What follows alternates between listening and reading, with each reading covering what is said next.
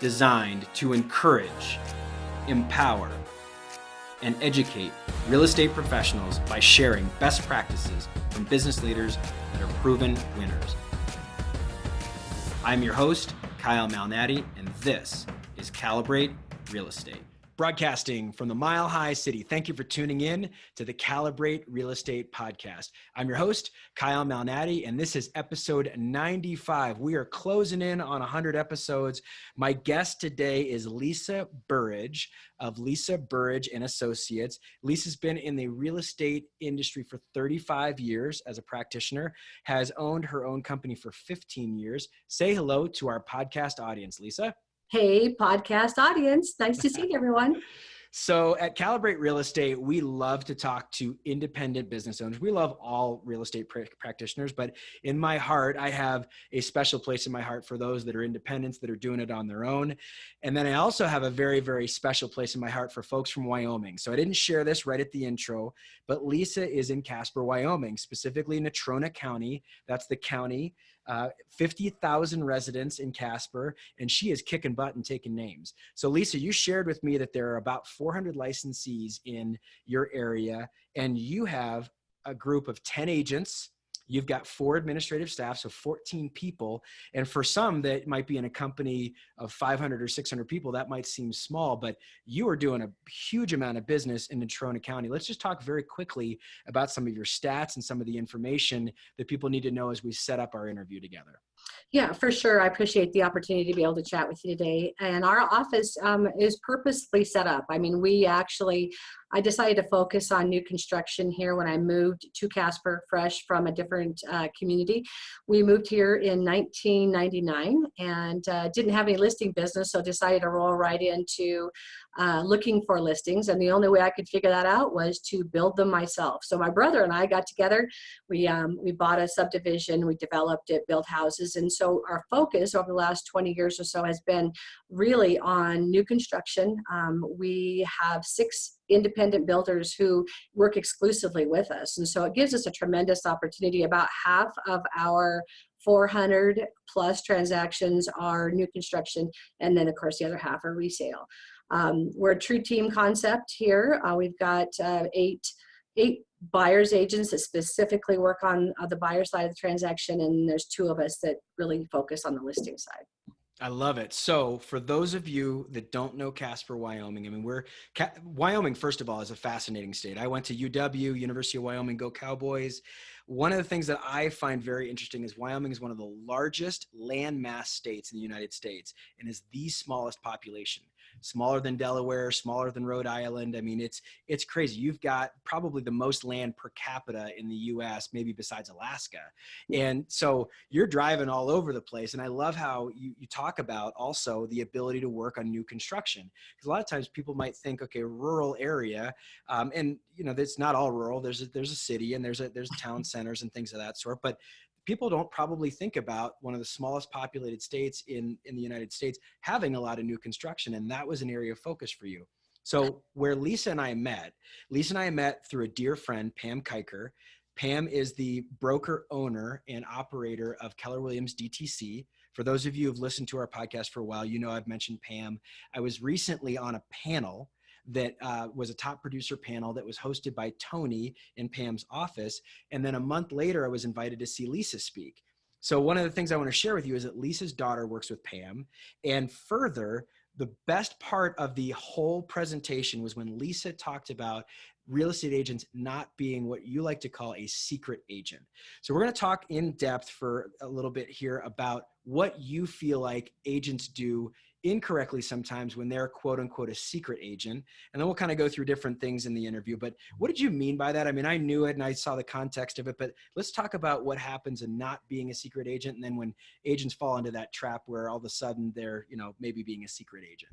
Yeah, for sure. I think that, it goes without saying that nobody should be a secret agent. But what I'm always surprised about is why do agents not do the simple things? Why do they not have their cars lettered or have magnetic signs or something that lets people know in the grocery store parking lot what they do. It's amazing how much business you can pick up in a grocery store parking lot or inside the grocery store if you have a name tag on your lapel.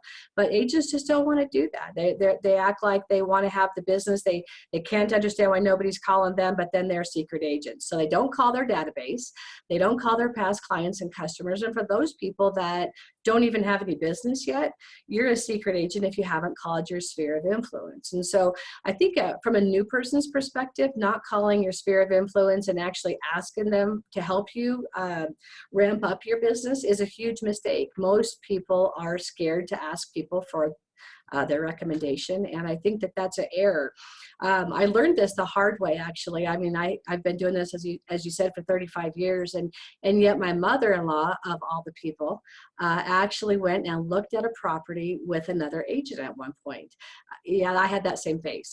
But it was actually probably a little more mean than that, actually. And so I really had to take a good look at myself. The way I look at things is, if you're pointing a finger at somebody, you got 3 of them pointing back at yourself. So I really had to take a hard look and wonder what made her do that, or why would she do that? And it was really kind of interesting. Most people don't understand our business. I mean, I think that that's the bottom line, is that you're a secret agent, whether you intend to be or not. If you are not communicating with your friends, your family, and really explain to them how they can help you with their business or how it works. My mother-in-law thought she could go waste this poor woman's time, this other real estate agent's time, go look at a bunch of property and then call me to swoop in and I guess sell it at that point, which is completely inappropriate, in my opinion. So I think that being a secret agent, it's a super bad thing that most people in this business do. Calling your database, key, but how many people don't do it? Well, and it's tough because I think most people intend to say, and I think of this like a coffee shop or an accountant's office, like you pull that little lever and you click on the open sign and the neon lights turn on, open for business. But people think about it like, I'm in real estate. I know they're just going to ask me if they need something. And so let's really dive deep. I heard a couple of very tactical ways that you could not be a secret agent. So you had mentioned having your car advertised, right?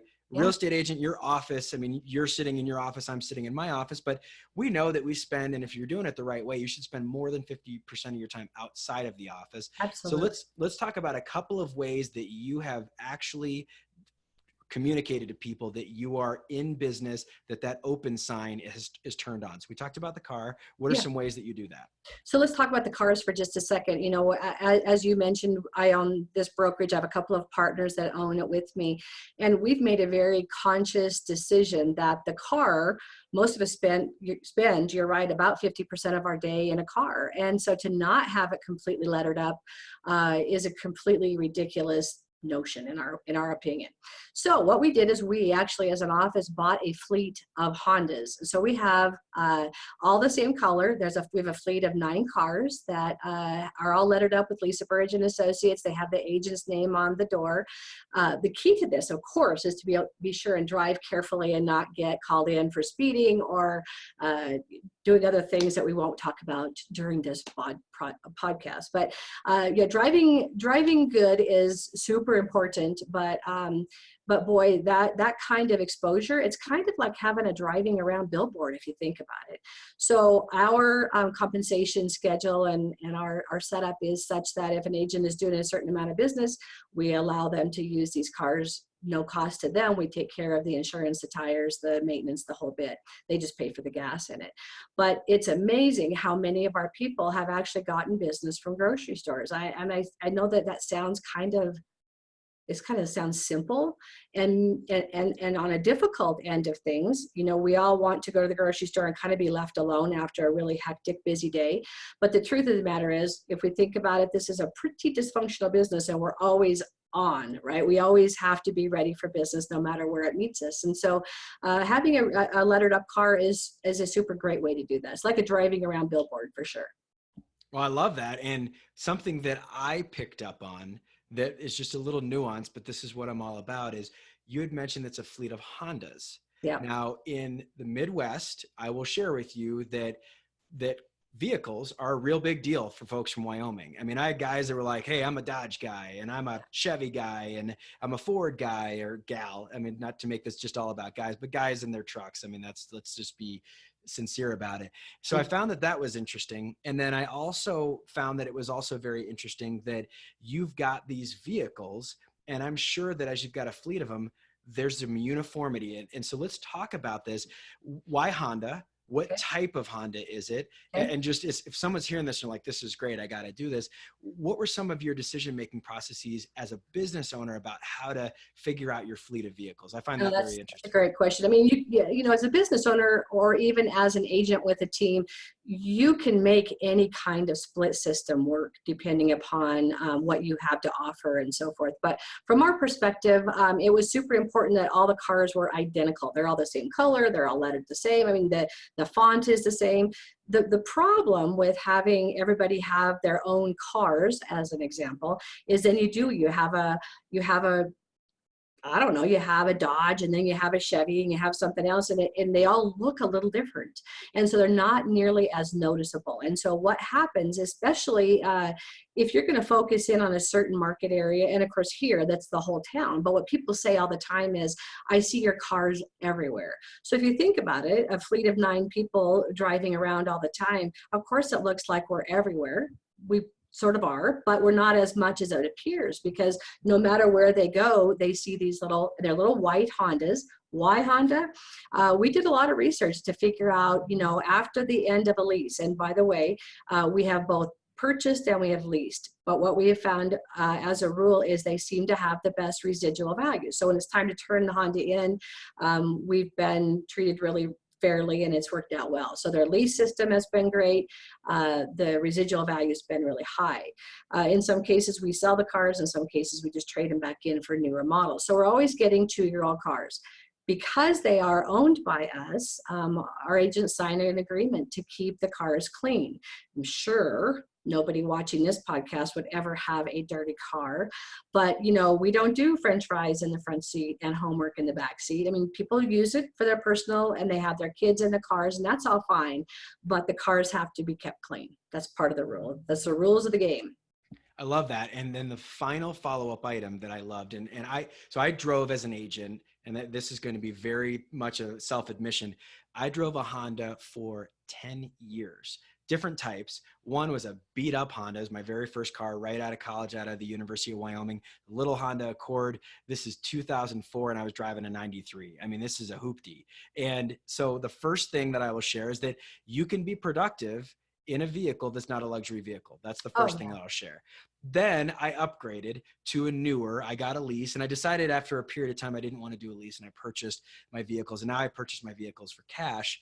But I had a Honda Accord for a really, really long time. And the thing that I will share is that it's reliable, it's clean, and people can fit in it. You know what? It works. And so the idea that you got to go out and have $1,000 lease payment on a luxury vehicle, or you got to spend 60 grand on a luxury vehicle that's brand new, is totally bogus. I've seen some really great producers in pickup trucks. I've seen some producers that have, now you want to have a safe car that people want to get, and especially if you're doing some buyer oriented business where you're getting people in the car. But this whole idea, debunking this myth that you have to have wealth to be a successful real estate agent, is totally bogus. A safe, clean vehicle is all you need. Yeah, I couldn't agree more with you. I mean, I think that it's interesting because we have agents in our office that are selling $1 million houses all the time, putting people in their cars and taking them out and selling them property. And it doesn't matter to those people that it's a Honda. And they're Honda, I think they're Honda, I don't know, CRVs, or Honda CRVs is what they are. So they're kind of like, in Wyoming, you have to have 4-wheel drive, right? And so the snow and the slush and the ice is really important. And so they're super safe, they're super reliable, great residual value. And they all look the same. So it's a marketing thing. It's a cleanliness thing. It's the whole package. But I couldn't agree more with you that a luxury car or a gigantic payment is not what's going to make you successful in this business. Couldn't agree more with you. It has nothing to do with it, frankly. If anything, it probably harms your success at the beginning because you've got this huge payment and you've got this. I've had plenty of people. I interview a lot of Realtor Magazine 30 under 30s because I was one years ago. And a lot of them spoke about in the recession that those $1,000 a month payments come knocking every single month, whether you're doing business or not. And you know that after 35 years. Let's talk about Natrona County. Now, I know about it quite a bit because I have spent some time in Wyoming, both in college, and then I've got tons of friends from Casper. You have 50,000 residents, right? And so that's not a huge area, but it's also not a small area. I mean, it's an area where there's lots of comings and goings. And I know from being familiar with Wyoming that tourism and mineral extraction, oil, gas, and other mineral extraction are two big industries in Wyoming. And so you get a lot of influx, you get a lot of highs and lows in the industry. And so what has it been like? And you do a lot of production. If you've got some agents that are doing 40 to 100 transactions a year, it's a lot of production in a real estate office. What is that like working in an area that you have some big boom and bust with the energy business specifically? No, that's a great question. Wyoming is very much a boom and bust kind of a state. I mean, I've been doing this for 35 years, and I probably have been through 8 or 9 of these things where it's really good and then it's really bad, and it happens very suddenly. So it's mostly, you're right, tourism. It's medical now that we're in the middle of the state, and now we've got our medical community is very strong. So it's that, but it's really a lot oil and gas related. And so as the oil and gas market goes, so does the housing market. And it really never has mattered a whole lot to people in our office. And I think what happens is, a lot of folks get in this business without it being a decision that this is their career. They're gonna stick with it through thick and thin. No different than if you pick a career as being a school teacher. The school boards might make different decisions, but you don't just jump ship when they cut their budgets. You know what I'm saying? So from my perspective, it's really about helping our agents. We focus a lot here on how to do this business, whether it's good or bad, whether the interest rates are high or low. Because the great thing for us in this industry is that no matter what, people need shelter. And so from a perspective of how do we maintain that through thick and thin, we just help people understand that, how do you do it when it's busy? It's great, but it also has its problems. And how do we do it when it slows down? Which is still great because people still have a different set of problems. So we see ourselves as counselors and as problem solvers. That's how we maintain being able to do a lot of business regardless of the economy. I love that because there's a lot of folks in larger metropolitan areas that are already starting to whine. They're starting to whine because they've got some technology giants that are impacting their business. Yeah. And so they're whining about that. They're whining because interest rates went up 50 basis points and are still below 5%. And I'm not saying that right now. I'm just saying I've heard these excuses.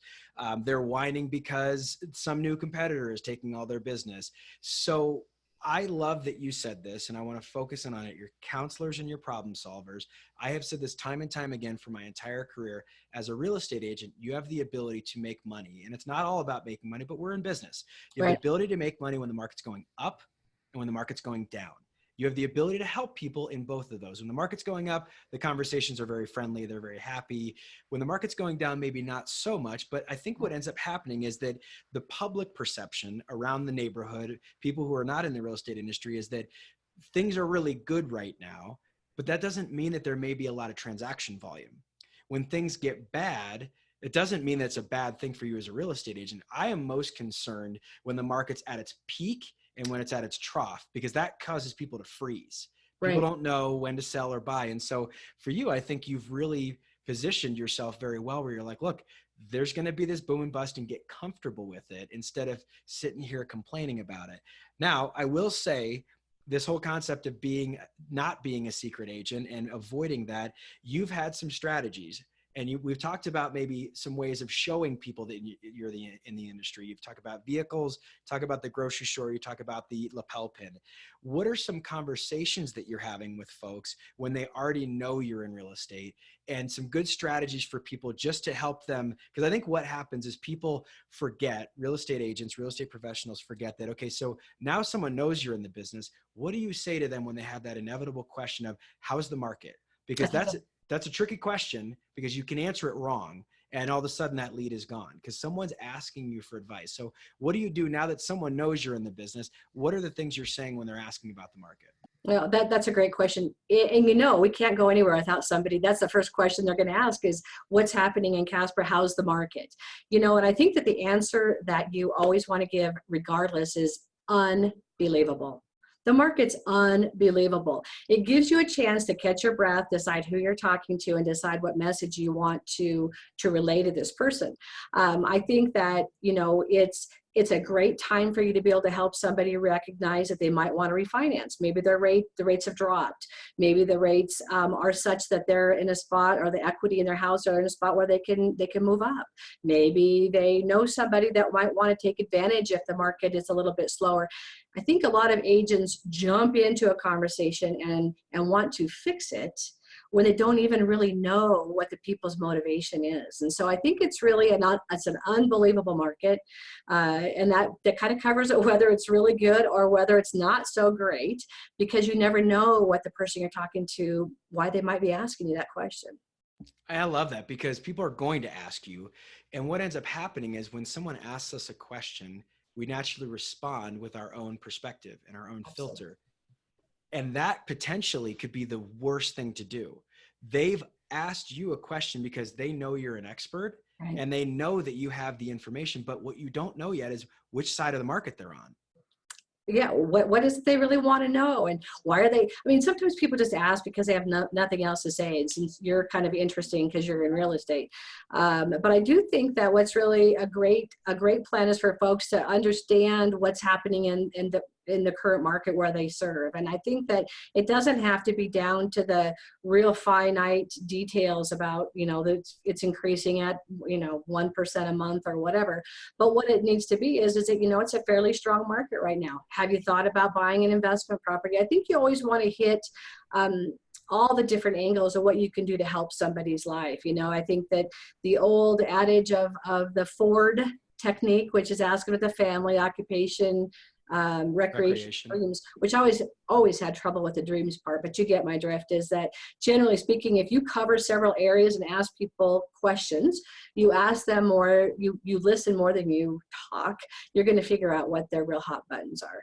And when you speak about you're a counselor and you're a problem solver, I love, and it may have been intentional, it may have just been the way that you communicated, that you said you're a counselor first and a problem solver second. I think about anybody, whether it's a doctor or a mechanic or anybody that's helping you, we automatically go into problem solver mode, right? And that's when that question happens, how's the market? You're immediately solving a problem without knowing what they need. Exactly. And so a good counselor spends 50 minutes with you in therapy before they give you the prescription, because they need to know what your issue is in the first place.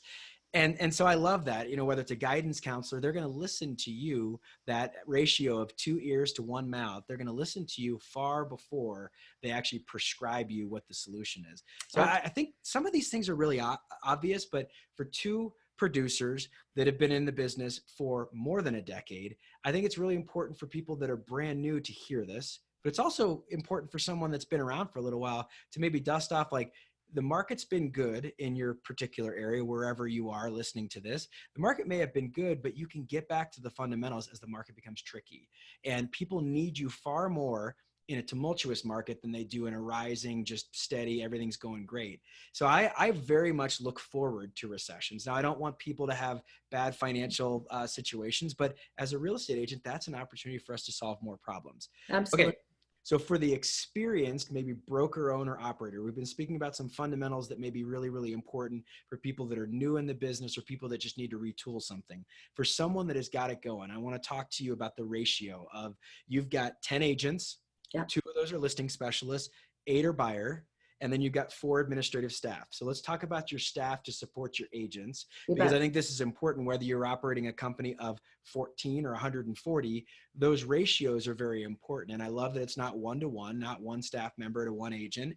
And I love that you've got these different ratios. So did you stumble upon this, or did this evolve over time? How did you come to some of these ratios of 4 staff to 10 agents, and then also the ratio of listing to buyer agency?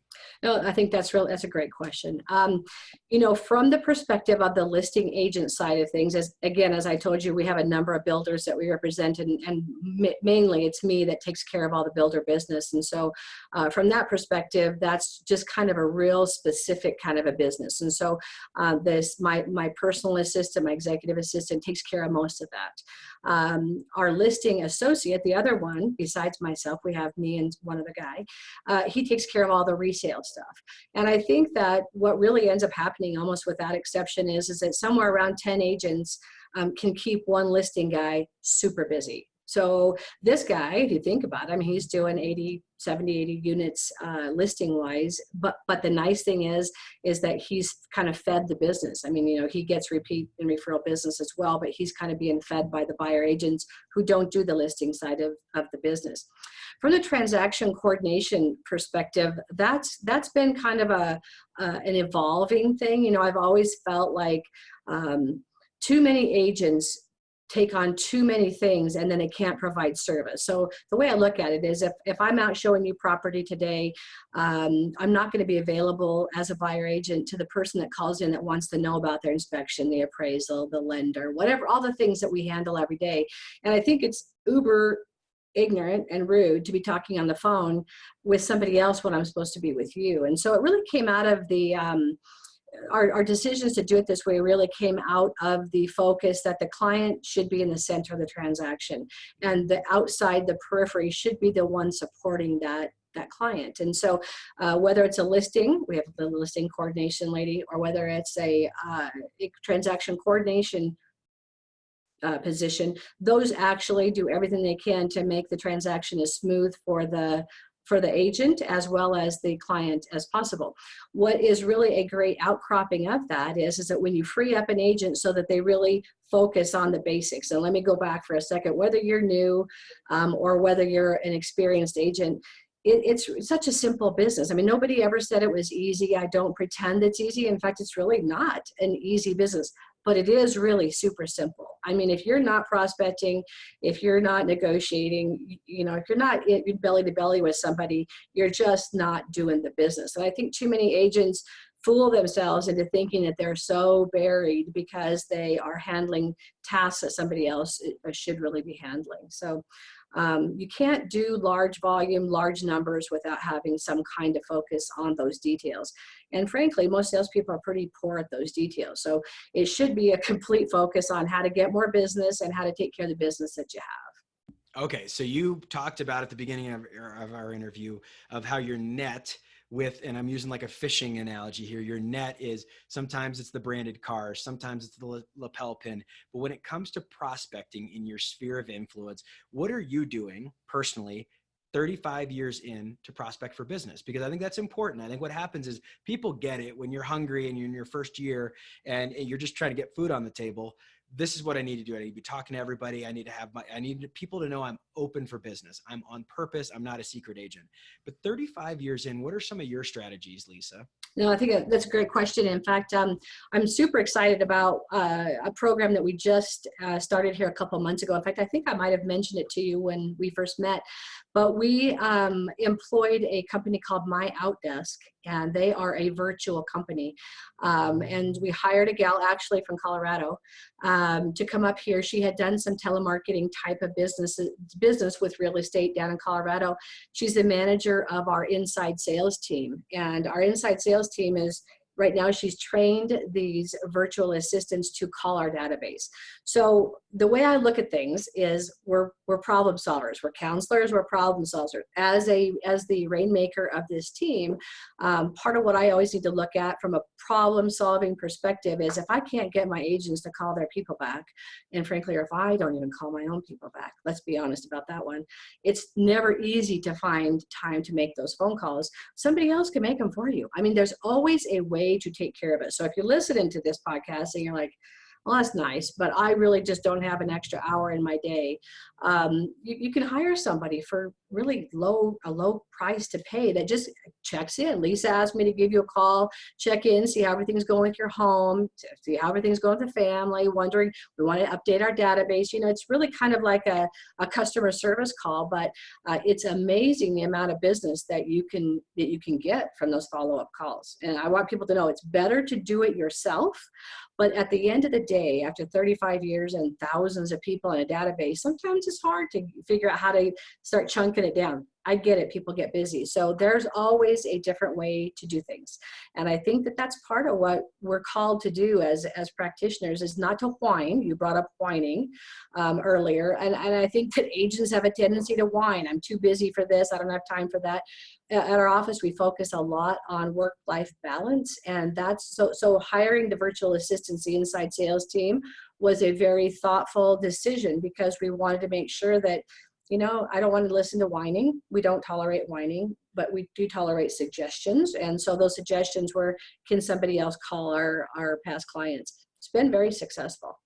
That's awesome. It's a great way of the evolution of your business. Okay, so we have spoken very tactically, and I've learned this over time in our podcast audience. I want you to know at Calibrate Real Estate, we want you to get that we're going to give you usable tools, whether you're in Wyoming or Colorado or New York or California or Canada, wherever you are, we're going to give you some strategies that work nationwide, worldwide. Now we're going to talk about why I'm interviewing Lisa in the first place, because I think it's important for people to understand after 35 years, you've seen some things. You've been through the ups, you've been through the downs. And I will say, as someone who is in his late 30s, who real estate's been his only career, I often meet with folks like yourself or meet with Pam Kiker or others. And I sit there and I drink from the fountain of purity, because it's like when you have that person who's been around, who could be a mentor physically or digitally, I think it's important. And so let's speak about some of the things that you've accomplished in your career. I think that it's important to share some memorable or impactful experiences over your career. What are some of those things where you're like, pinch me, I can't believe that happened? Or these big highs that you're like, man, this totally validates what I've been working on. What are some of those real cool successes that you've had, Lisa? Sure thing. I think that what is really cool, I am super proud of our team. We've been recognized by Real Trends and the Wall Street Journal for the last 10 years as being one of the top 100 teams in the country. And what's really kind of cool is when I think about back for 35 years, my original goal back in the late 80s, mid 80s, was all it took to get on the stage at the ERA conference, the national conference, was to do $5 million or whatever in production. And I was so proud to be able to do that. It was one of those pinch me moments, because people said, at that point I lived in Evanston, Wyoming, which only had like 10,000 people. And so to do over 100 transactions, to get on that stage was kind of like, people thought, they actually told me it couldn't be done. Loved it. Because there's probably not much better motivation than for someone to tell me that it can't be done. It's not always the best trait, but it's a trait. So that was one of them. And then so the Wall Street Journal and Real Trends honors have been great. I've been interviewed by Howard Brinton on his tape series. He's since passed away, but the Star Power stuff has always been very impactful to me. But I think that really, it's pretty cool to have a daughter that follows you in real estate. Now, I followed my mom, but I got to tell you, my mom was in real estate, and I was one of those kids that said I'd never, ever do real estate. But then to have your own kid be in real estate, super cool. And so, those are a few of the meaningful things. So let's talk about that. Now that you've had the ability to see someone that was a family member of yours in real estate, then you were in the real estate industry. Now your own child who's grown up now is in the real estate industry and is working here in Colorado. What is that like for you? And also, does she call you and say, hey, Mom, I'm dealing with this, or what do I do here? And maybe what are some of those things that you have as that mother-daughter exchange, not working together, but what is that like as you're maybe giving her guidance from afar? Yeah, that's a great question. And I think this could go to a lot of folks that maybe are thinking about getting into real estate or just got into real estate and still have time to maybe tweak what they're doing just a little bit. If I were going to do it all over again, I would do exactly what my daughter is doing, which she joined a team. And I think that if I were new, if I were starting over myself, I would go find a top producer and ask them how you could be helpful to them, because you'll learn more in a year than you will in 5 years on your own. Being on a super successful team, I think that if I could do it again, I would do that. I mean, I grew up in the era of there's your phone book. We didn't have computers in 1983. There's your phone book and the phone and good luck. And I actually did. I cold called out of the phone book because I didn't know any better. But when I think about the things that people can get from somebody that's actually doing it, wants to grow their team, has somebody that's on fire, that knows that they're willing to work hard. This is not an easy business. And I think that that's what people really need to recognize. Nobody, if you're in this thinking it's easy, you're probably in a great market. It's going to change. Hang on. It's not easy. It's just super simple. You do the basics, you work super hard, and you're going to do really good. Treat people right, do the right thing always, and you're going to do great. It's great. We talk all the time. Yeah, probably more than once a day, just saying. Probably shouldn't talk that much, but she does ask me questions. How can I do this? What should I do with that? So I'm always happy to jump in there and do what I can to help her. I love Pam Kiker. She's taking great care of my daughter. I couldn't be more grateful. So, and I think she's with a great team. So. I love that. You are so good that you set up my next questions. That's the best part about having a good person to interview. So my next question comes out of several sources, but I just finished reading a book called Failing Forward, which is not a new book. That book was written by John C. Maxwell in 2000, so it's 19 years old now. Failing Forward, a lot of people get bent out of shape when they make a mistake, when they have a goof up. And for you as a mentor, working with a lot of other people, but then also mentoring your daughter and others, Pam's mentoring your daughter, what would you say to that young person that's had a big, colossal mess up? Because you've had them, I've had them, and we don't have to talk about what the mess up is, but what do you learn through failure, and how do you get yourself back up and dust yourself off and keep going? It's a super good. This is a great question. It's really a mistake to think that failing isn't going to happen, because no matter how you slice it, you're going to have a colossal mess up. And I think the thing is that it's totally a decision to decide that you're going to get up, you're going to dust off, and you're going to move on. Part of that has to be with that you're okay with you, and I think that a lot of people will hide from the mistake. That's really bad. I think you own up, you fess up, you apologize, you decide you're not going to do it again, you make it right with the people. I can't even tell you how many, I don't know, refrigerators I bought or what. It doesn't even matter what it is, and I'm not saying you always buy your way out of your problem, but what I am saying is when you make a mistake, it shouldn't be really looked at as a negative. I mean, I think that if it's a dumb thing that you shouldn't have done because you really did know better and you just were a dum-dum, then you ought to maybe evaluate if you should be in this business. But from the perspective of, are we going to fail? Yeah, all the time. And failing forward is the key. Owning up, apologizing, making it right, and not making that mistake again. Oh, I love that. Love it. And final question that we ask all of our guests. It comes from a song called Dear Younger Me. And I've dubbed this question as it's the advice you wish you knew when you were 22.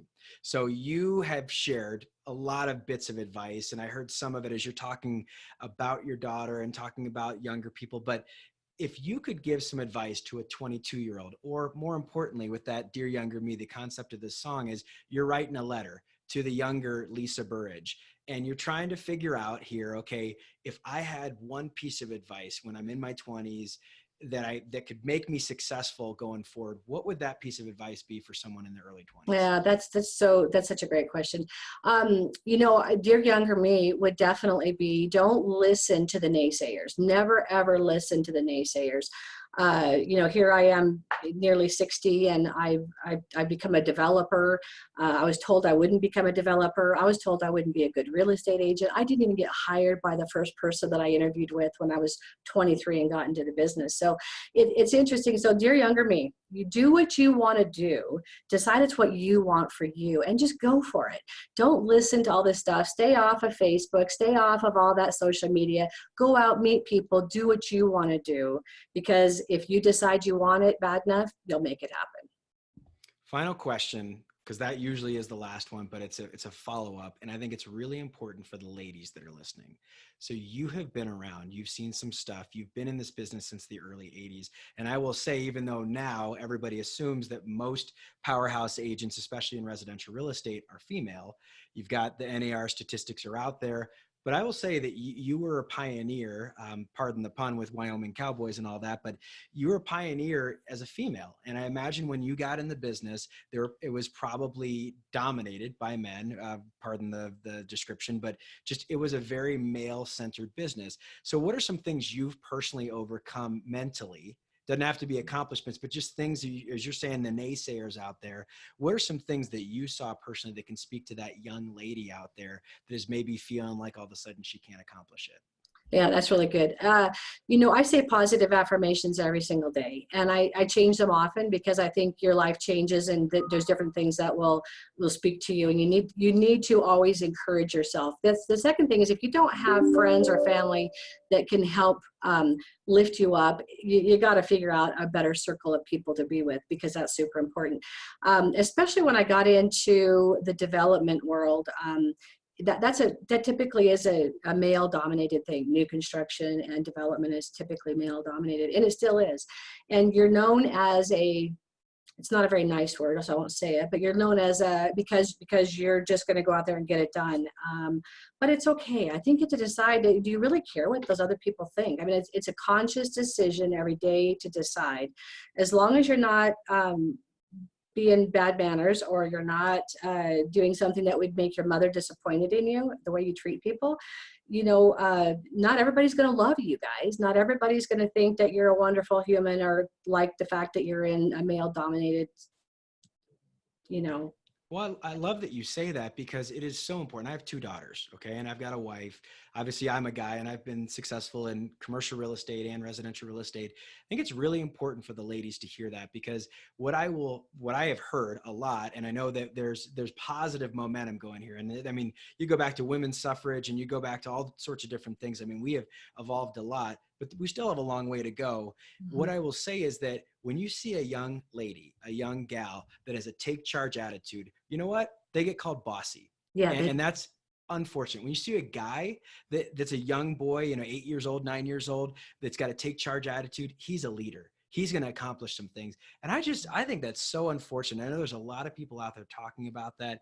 Lisa, I appreciate that you brought it up because that bossiness that I think gets dubbed on females, and there's another B word that people will use. We'll not say it here because this is a family friendly show, but it's just totally inappropriate. Yeah. There is space for everybody to succeed. And I give kudos to you to say stepping into development, that is a very male centric world. And I'm sure that today you still even have moments where they're like, oh goodness, here we go. And so I think it's really important to affirm that you belong in that space. And I think it's also very important to understand that just because other people are doing it doesn't mean that there's not room for you. I think that's very, very important. Absolutely. Everything you said, amen to all that. I mean, girls, women, it's ridiculous to think that you're limited because of your gender. I mean, it's really sad. And so really it's your self-limiting thoughts are the things that are going to keep you from what you want. So figure out a way to get rid of that. If you have to go to a therapist, do it. Otherwise, the positive affirmations are a free and easy way to keep yourself strong mentally. I love it. Lisa Burridge, this has been a fantastic episode. Episode 95 is in the books, and I just am so appreciative for your time. Your time is your most valuable resource. We can all go and make some more money, but your time is so precious. And I say this to all of my guests. If you add up the billable hours of anybody that's been interviewed here, it's a lot of money. I just know that. And I just very much appreciate you giving your wisdom to our audience. So for Lisa Burridge, and for my podcast producer, Kayla Davis, I'm Kyle Malnati. This is episode 95 of the Calibrate Real Estate Podcast. And as I love to say, we will see you around the neighborhood. Thanks, everybody. Bye-bye.